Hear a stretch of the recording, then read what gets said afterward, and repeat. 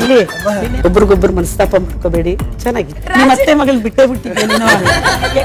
ವಿಗ್ ಹಾಕೊಂತೀರಾ, ಹಲ್ set ಅಂತೆಲ್ಲ ರೇಗಿಸ್ತಾನೆ. ಅಷ್ಟು ಸಲಿಗೆ ಇಲ್ಲ ಅಂದ್ರೆ ಹಿಂಗೆ ಬಿಗ್ ಬಾಸ್ ಮನೆಯ ಫ್ಯಾಮಿಲಿ ವೀಕಲ್ಲಿ ಈಗ 5ನೇ ಕಂಟೆಸ್ಟೆಂಟ್ ನ ಫ್ಯಾಮಿಲಿ ಈಗ ಮನೆ ಒಳಗೆ ಬಂದಿದೆ. ಅದು ಕೂಡ ನಿಮ್ಗೆ ಗೊತ್ತಿರ್ಬೋದು, ಮನೆಯ ಫೈರ್ ಬ್ರ್ಯಾಂಡ್ ಅಂತ ಹೇಳಿಸ್ಕೊಳ್ಳುವಂತಹ ಅಶ್ವಿನಿ ಅವರ ತಾಯಿ. ಸೊ ನಿಮಗೆ ಗೊತ್ತಿರ್ಬೋದು, ಅವರ ತಾಯಿ ಬರ್ಬೇಕಾದ್ರೆ ಅವರನ್ನ ಪಾಸ್ ಮಾಡಿರ್ತಾರೆ ಬಿಗ್ ಬಾಸ್ ಅವರು. ಬಟ್ ಅವ್ರ ಕೈಯಲ್ಲಿ ತಡ್ಕೊಳಕ್ ಆಗೋದಿಲ್ಲ.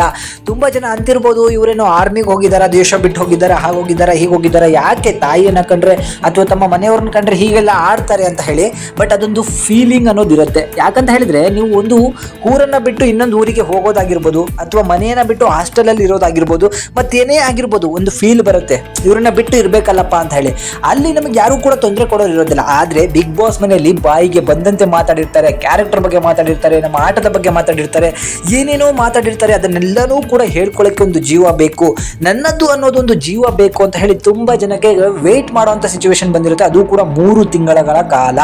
ಸೊ ಆ ಒಂದು ಎಮೋಷನ್ ಇದೆ ಅಲ್ವಾ, ಆ ಸಮಯಕ್ಕೆ ಸಿಂಕ್ ಆಗ್ಬಿಟ್ಟು ಕಣ್ಣಲ್ಲೆಲ್ಲ ಸಿಕ್ಕಾಪಟ್ಟೆ ನೀರು ಬರುತ್ತೆ. ಕಣ್ಣಲ್ಲೆಲ್ಲ ದುಃಖ ಅನ್ನೋದು ಮನಸ್ಸಿಂದ ಬರುವಂತಹ ದುಃಖ. ಅದಕ್ಕೆ ನಾವು ಯಾರು ಗೇಲಿ ಮಾಡಲಿಕ್ಕೆ ಹೋಗಬಾರ್ದು. ಯಾಕಂದ್ರೆ ತಂದೆ ತಾಯಿ ಪ್ರೀತಿಯನ್ನ ಎಲ್ಲರೂ ಕೂಡ ನಾವು ಅನುಭವಿಸಿರ್ತೀವಿ.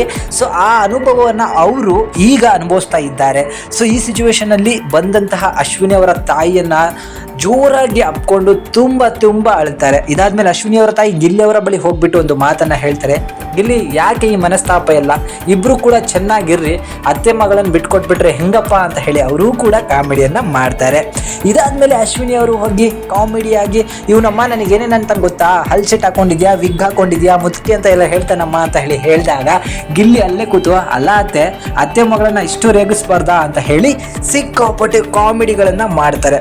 ಮನೆಗೆ ಬರ್ತಿರುವಂತಹ ಎಲ್ಲ ಪೇರೆಂಟ್ಸ್ಗಳ ಜೊತೆಗೆ ಗಿಲ್ಲಿ ಮಾತ್ರ ಅದ್ಭುತವಾಗಿ ಹೊಂದಾಣಿಕೆಯನ್ನು ಮಾಡ್ಕೊಂಡು ಹೋಗ್ತಾ ಇದ್ದಾನೆ.